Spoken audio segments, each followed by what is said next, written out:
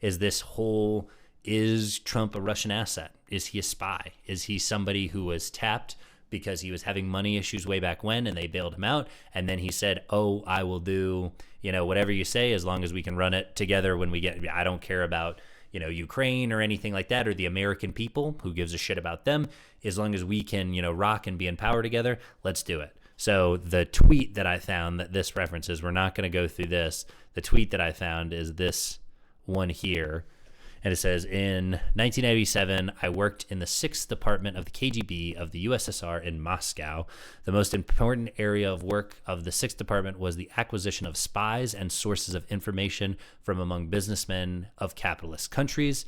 It was in that year our department recruited the 40-year-old businessman from the USA, Donald Trump, nicknamed Krasnov. So that's one of the big things that I've seen floating around recently. I don't know about the veracity of these claims. I'm not saying that these are super big ones, but as we start looking into these interesting things and these ties, why do the Trump campaign's actions line up so well with Putin and Russia's policy objectives? Why do these things line up so cleanly? What is really going on here? What's the real source of these?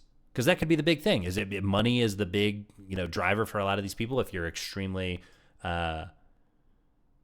self-centered, if you're just focused on making more money and you don't really care about the people that you're these people aren't civil servants or anything like that. These people don't care. Like, do you think Trump cares about oath of office or anything like that? No, I think money would be a much more convincing motivator. At least if you told me that's what the motivation was, I would absolutely go out of my way.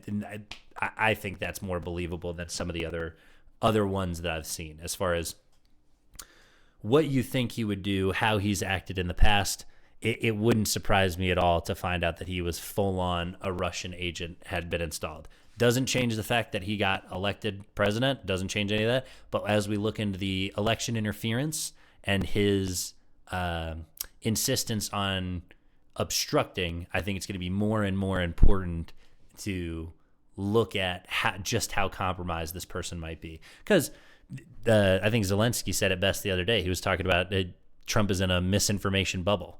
His first one, he was surrounded by a couple people who were willing to, John Bolton being one of them, willing to say, hey, this is wrong, or hey, we need to not do this, or hey, this will be so unpopular, we need to.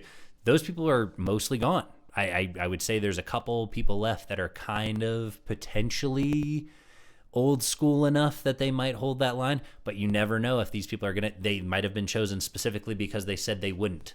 Because they wouldn't blow the whistle, because they will follow orders, because they will do the nasty thing. So you can't put that possibility outside of there. And anybody says that, oh, he's a good guy, he won't do it, I don't fucking believe you.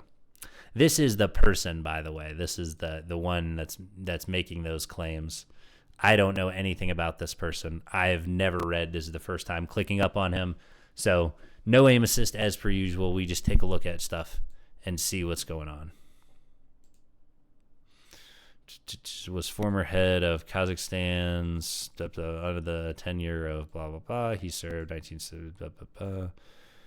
Fled to Austria. I don't want to learn about Austria. Was sacked in the scandal, blah, blah, blah.